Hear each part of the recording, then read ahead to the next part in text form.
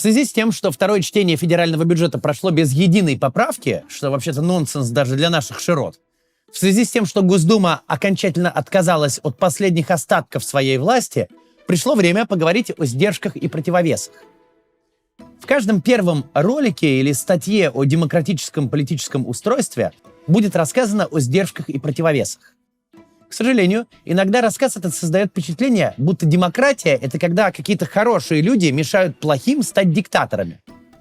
Что вот изберется какой-нибудь нехороший президент, а хороший парламент или хороший суд не дадут ему захватить все рычаги власти. На практике же все работает совсем иначе. О чем сегодня и поговорим, но сначала напомню, в описании способы, как обойти российские блокировки. Мы регулярно памятку нашу обновляем, а спонсирует все это дело MaxSwap. Они выпускают виртуальные карты, с которых можно платить криптой, как обычными деньгами.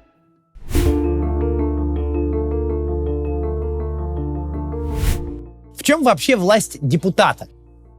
На первый взгляд, ни в чем. У депутата один голос из 450. Когда у вас одна доля из 450 в каком-то органе, очевидно, что власти у вас нет, что вы ничем не можете помочь ни себе, ни своим избирателям. Но в конкурентной политической системе практически не бывает такого, что кто-то собирает большинство в одних руках. Наличие какой-то устойчивой коалиции, способной править в парламенте как единое целое, это случай очень редкий.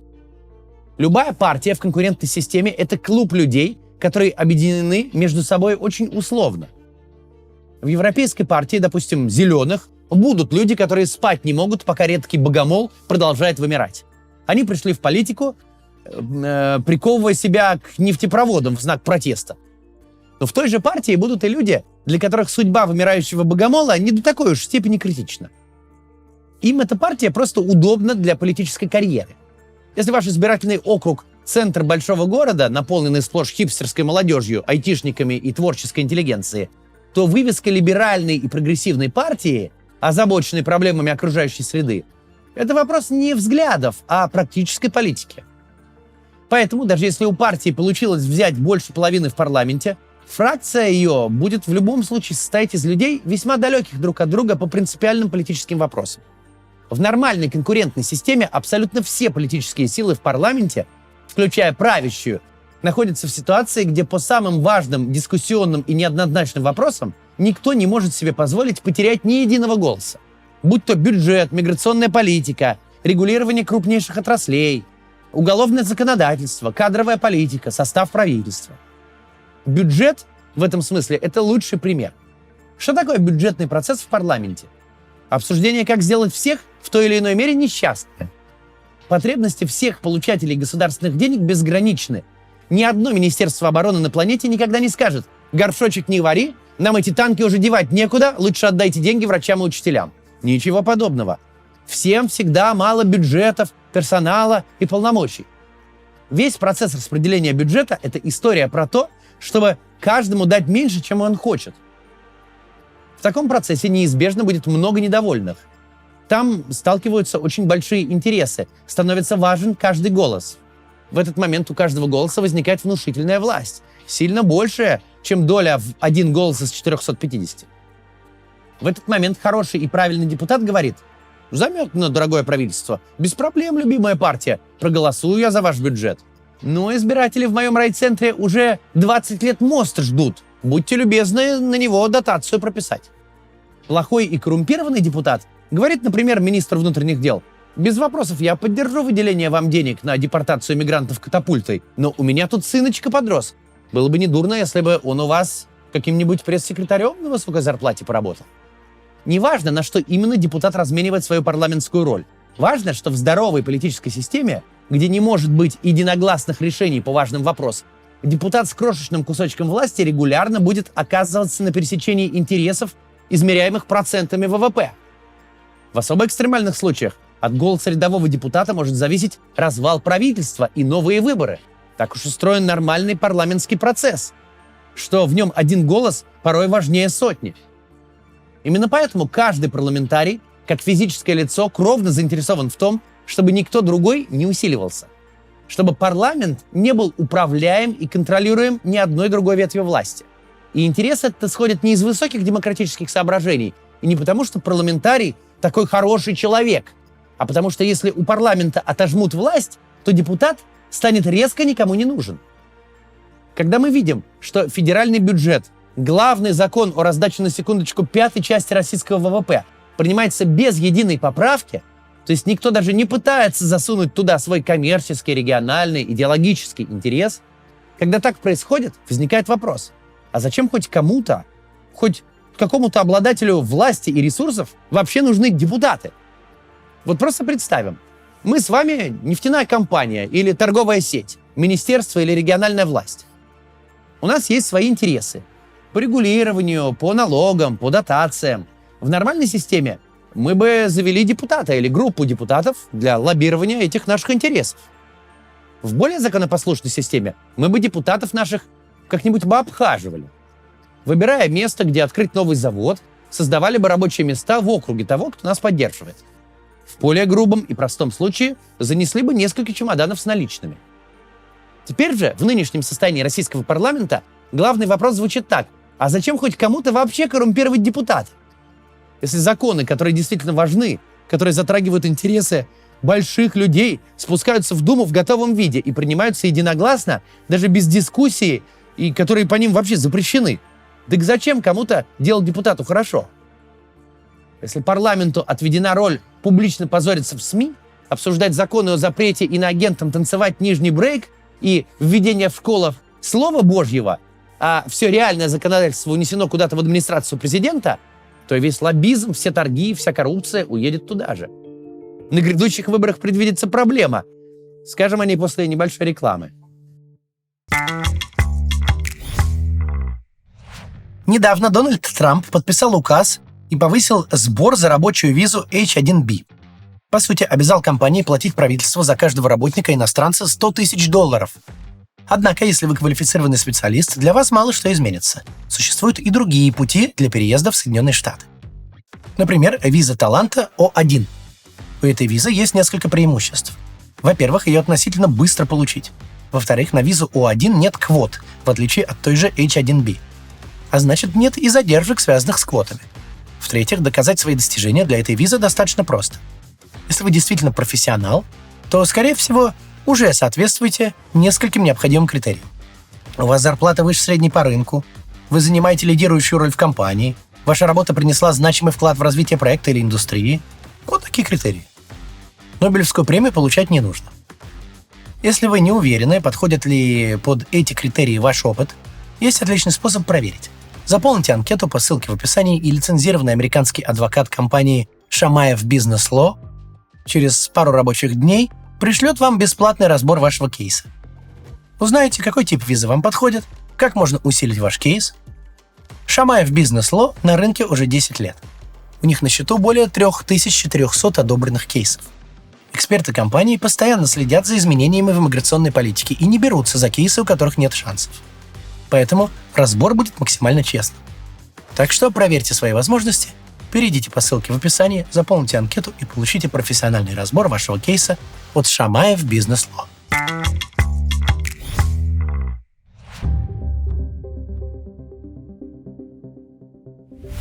Екатерина Шульман говорила об этом применительно к выборам региональным, в региональное заксобрание. Но мы наверняка увидим подобное на госдумских выборах следующей осенью.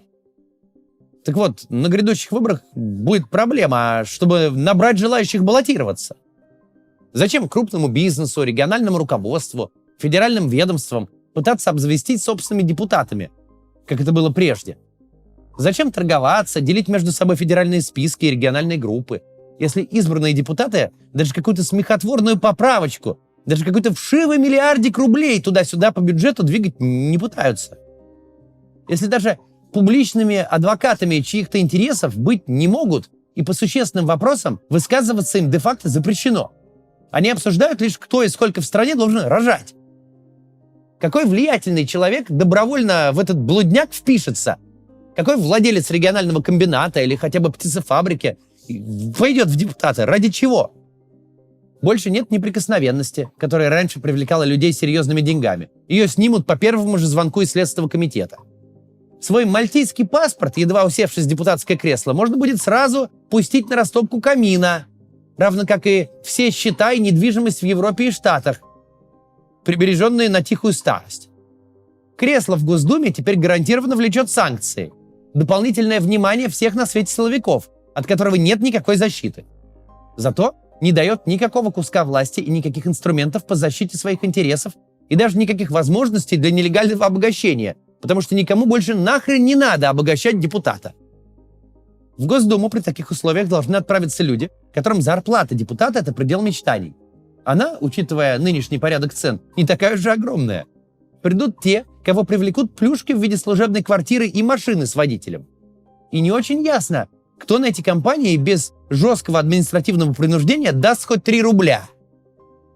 Вот на этом примере ясно, почему парламенты не хотят диктаторов, не хотят подарить свои полномочия исполнительной власти и допустить ее стягивание в одни руки. Наш парламент в 90-е и в начале нулевых был полновластным органом, с которым все договаривались, торговались, куда носили чемоданы наличности. За места в списках шли настоящие аукционы, а правительство было вынуждено идти на многочисленные уступки парламентариям. Теперь же парламент превратился в место, обитание в котором не окупает усилий на избирательную кампанию. Парламенты не хотят диктаторов не потому, что они святочи демократии, а потому что, когда диктатура установится, парламентарии станут не нужны.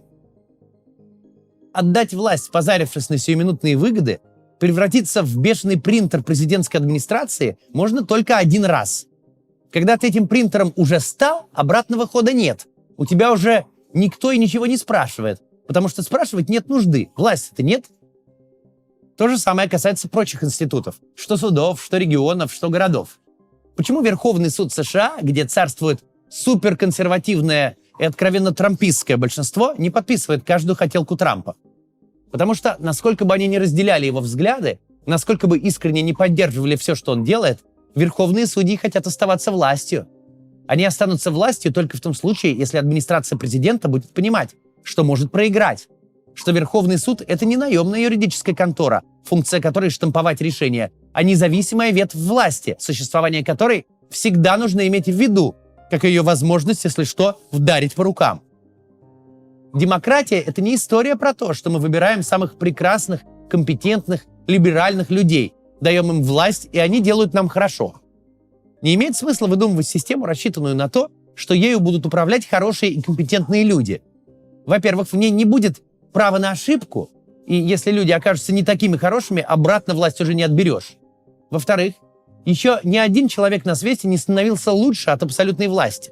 Сегодня он борец за абсолютную свободу слова, а завтра какой-нибудь подлый юморист пошутит на какую-нибудь чувствительную для него тему, и сторонник свободы слова пришлет к нему спецназ ФСБ. Смысл в том, чтобы у тысяч разных людей и групп интересов, движимых разными мотивами, которые никогда друг с другом не договорятся и не смогут это сделать, был бы свой маленький, но очень ценный кусочек власти. Мэр маленького города хочет оставаться мэром, возможно, даже исходя из очень нехороших мотивов. Может, он хочет наживаться на строительных подрядах. Но его стремление наживаться на строительных подрядах будет приводить к 2 следствиям. Во-первых, он будет отстаивать независимость местного самоуправления, а во-вторых, будет вынужден защищать избирателей. Вы в своей Москве можете сколько угодно отлавливать призывников в метро, а в моей верхней демократовке этого не будет. Мне плевать, какие у вас там планы, но совершенно не плевать, что если разозлю избирателей, если их детей покидаю в автобусы, мой тесть больше не будет строить детские сады. Это не для всех очевидно, но еще с 2014 года от конфликта с Украиной есть вполне конкретно пострадавшие. Курская область, например, находилась на границе не просто дружественного государства, но одного из главных торговых партнеров России. Через нее шел трафик товаров, как легальных, так и не очень. Шел поток людей в обе стороны. Сам город Курск, учитывая весьма номинальный тогда погранконтроль, фактически был городом-спутником Харькова. Теперь же этот регион находится посреди нигде. Он тупиковый. Представьте, что у вас был курортный город, где кто-то высушил море. Вот что-то такое случилось с Курском в 2014-м. Не транзитный хаб, а еще один депрессивный регион. В нормальной федерации, при полномочной региональной власти, хотя бы на уровне наших 90-х, власти не только Курской области, но всего приграничья с Украиной сказали бы: как угодно, чем угодно, но если вы хотите от нас помощи на выборах, то миритесь с Украиной. Хотите голоса наших депутатов за ваши пожелания? Если не хотите, чтобы мы прокатывали ваших назначенцев в Совфеде, миритесь с Украиной и верните нам нашу экономику.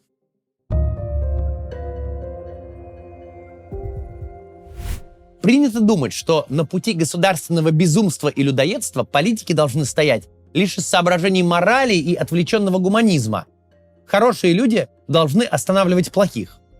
Но на самом же деле, если ваша политическая и бизнес-элита скупила всю фешенебельную недвижимость от восточных границ Польши до западного побережья США, если в швейцарских банках клиентов с фамилией, заканчивающейся на ОВ, больше всех остальных вместе взятых, то в любой ситуации, за исключением единоличной власти, где все зависит от настроения одного человека, у вас получится страна с самой миролюбивой внешней политикой.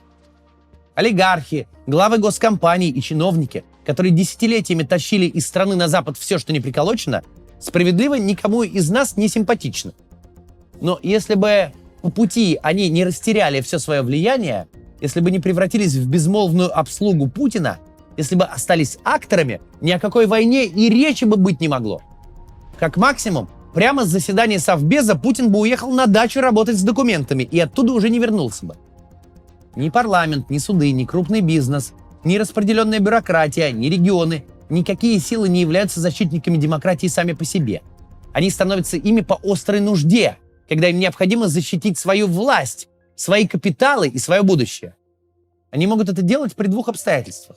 Во-первых, у них, собственно, должно быть что защищать, есть собственный кусочек ресурсов, а во-вторых, у них должна быть возможность это делать. Они не парализованы страхом.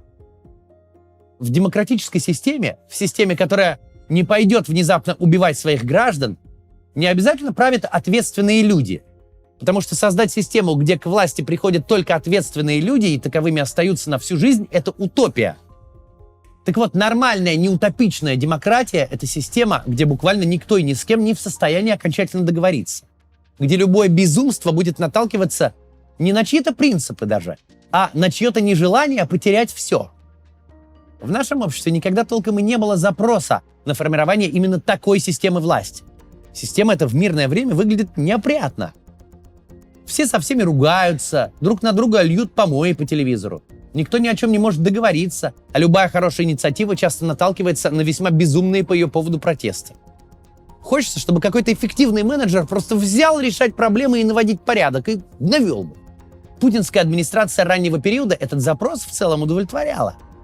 Устали люди от того, что государство ничего не может. Ни бюджет принять, ни генпрокурора утвердить. Но есть надежда, что за эти 3,5 года стало всем окончательно ясно. Государство — это не контора по причинению добра. Добро люди в целом сами себе причинят. Государство — это опасная хрень, которая не должна оказаться в руках одного единственного человека или сплоченной группы лиц.